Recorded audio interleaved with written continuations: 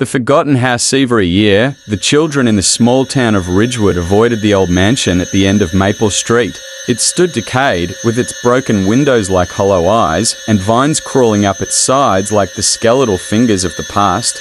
No one had lived there for decades, and no one dared go near it except on Halloween. The legend was simple. If you knocked on the door 3 times at midnight on Halloween, you could ask the spirits for anything you desired. Most thought it was a silly tale, a way to spook younger kids. But for Jacob, it was a chance he couldn't pass up. His sister had been missing for a year, disappearing without a trace on Halloween night. Desperate for answers, he decided this year he'd make the knock. That night, the wind howled as Jacob stood before the forgotten house, clutching a flickering lantern.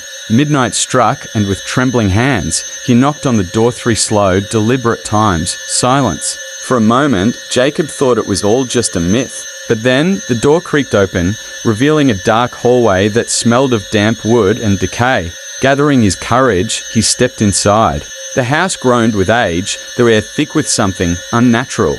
He called out, his voice shaking, "I want my sister back."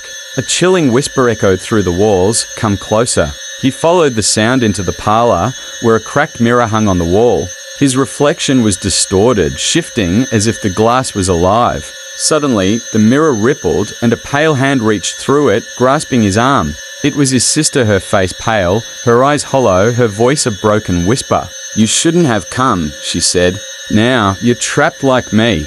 Before Jacob could pull away, the mirror engulfed him, pulling him into the cold, shadowy void beyond. His lantern fell to the floor, extinguishing with a hiss. The next morning, the house was just as silent as ever, its door tightly shut. But if you listened closely, you could hear 2 voices faintly calling from inside the mirror, begging for someone to knock.